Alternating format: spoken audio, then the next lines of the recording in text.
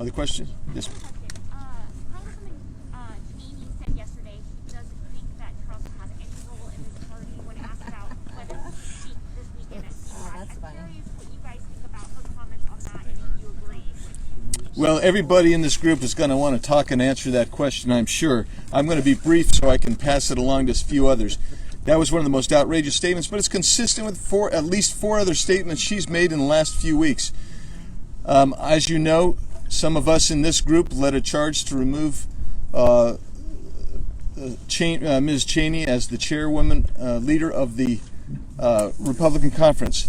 I do not believe she is able to carry that out any further.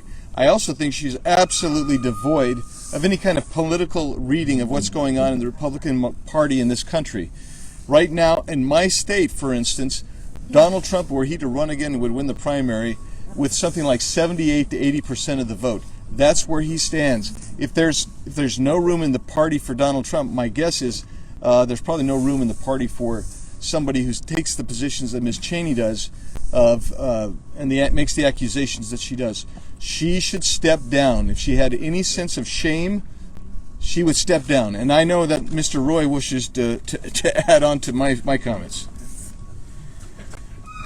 You know, I consider Liz a friend, and I stood on the floor with the conference defending her right to defend herself in taking what she described was a vote of conscience.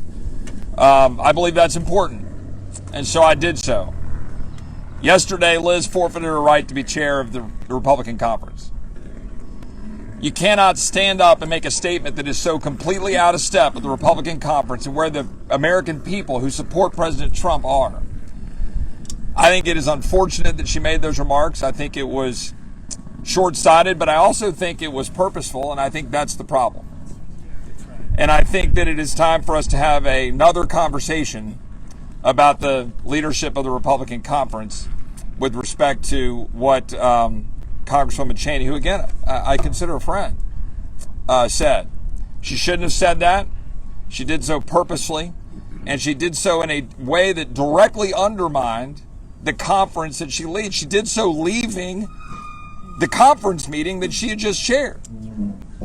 When our minority leader, Kevin McCarthy, had just answered the question about CPAC, and then she got the question, she said, well, that should be up to CPAC, but then paused and then launched into a diatribe about the future of where we should go with respect to President Trump, completely unnecessarily, but purposefully, having just left the very Republican conference where we were together, and in a way that is in complete opposition to where the majority of the Republican conference and the majority of Republicans are.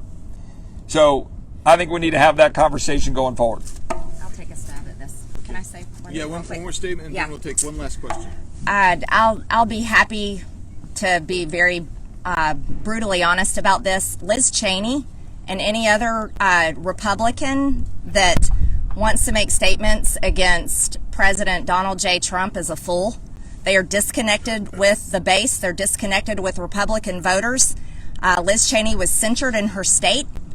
Adam Kinzinger has been censured.